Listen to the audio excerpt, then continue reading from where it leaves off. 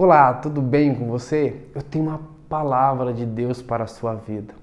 Os evangelhos, todos eles, sem exceção, relatam dois acontecimentos que eu considero incríveis e muito importantes. O primeiro deles é a primeira multiplicação de pães e peixes feita por Jesus. O segundo é o milagre de Jesus acalmando a tempestade no meio do mar da Galileia em plena madrugada, sendo que ele chegou até a tempestade andando por sobre as águas. Vamos ler esses dois versículos que mostram esses dois ocorridos? O primeiro está em João capítulo 6, versículos 13 e 14. Diz assim: Eles juntaram o que restou e encheram 12 cestos com os que sobram. Quando o povo viu Jesus fazer este sinal, exclamou: sem dúvida, ele é o profeta que haverá de vir ao mundo. E outro está em Mateus capítulo 14, no versículo 33, que diz: Então os discípulos o adoraram e exclamaram: de fato, o Senhor é o Filho de Deus.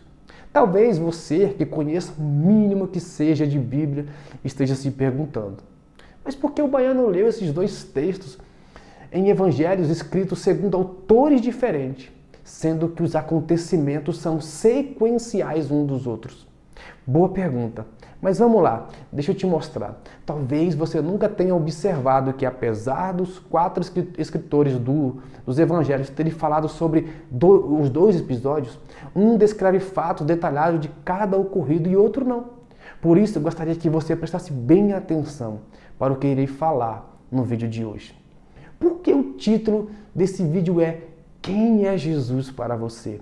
Parece uma pergunta sem sentido, porque talvez você esteja se perguntando: baiano, Jesus para mim é tudo. É a salvação, o Filho de Deus que se fez homem e morreu por nós.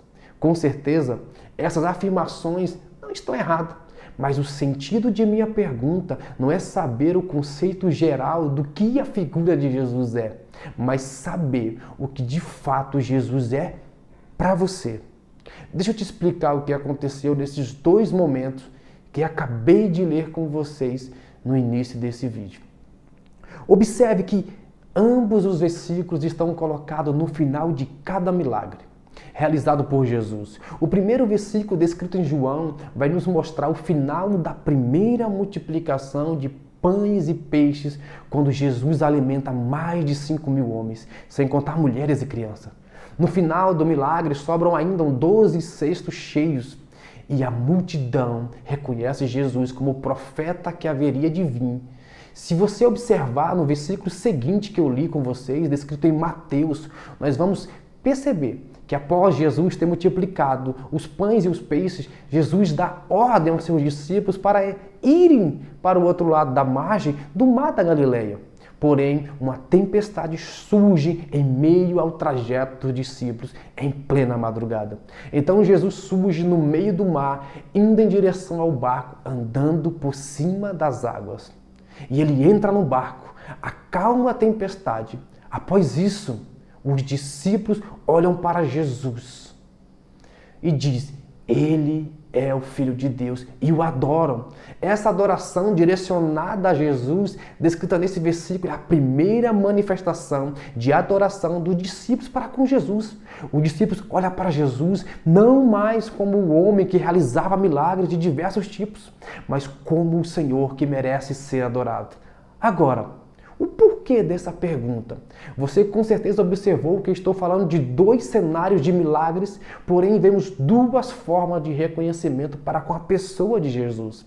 A multidão reconhece Jesus como profeta, os discípulos reconhecem Jesus como Senhor e o adoram.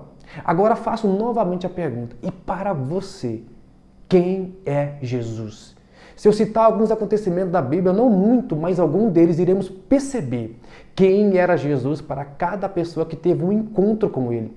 Exemplo, para a mulher que sofria de uma hemorragia há mais de 12 anos, Jesus foi o alívio de uma vida marcada por sofrimento e desprezo. Para Jairo, Jesus foi a vida de sua filha que estava morta. Para os cegos que foram curados por ele, Jesus foi a luz para os seus olhos. Para a mulher samaritana diante do poço, Jesus foi a água que saciou a sua sede. Para Zaqueu, Jesus foi o perdão para uma vida de roubo e extorsão. Para o endemoniado encontrado em um cemitério na cidade de Gadara, Jesus foi a liberdade da sua opressão. Para a mulher adúltera, Jesus foi o recomeço, depois de a livrar do apedrejamento que sofreria por conta dos seus pecados. Para os escribas, fariseus, doutores da lei, Jesus poderia ser aquele que tomaria o poder que eles tanto cobiçavam. Porque Jesus dizia que veio à terra para implantar o seu reino. Porém, não entenderam de qual reino Jesus falava. Para Judas, Jesus foi apenas uma oportunidade de se conseguir dinheiro de forma rápida e fácil. E para Pedro, em certo momento, Jesus não era ninguém, porque afirmou para os que estavam em sua volta que nem o conhecia. Agora, e para você, quem é Jesus? Ou quem foi Jesus? Será que Jesus é apenas uma fonte de conteúdo interessante para alimentar suas redes sociais? Porque afinal o nome dele atrai bastante curtida e engajamento. Ou será que para você Jesus é apenas alguém a qual se tem o direito de celebrar culto em seu nome?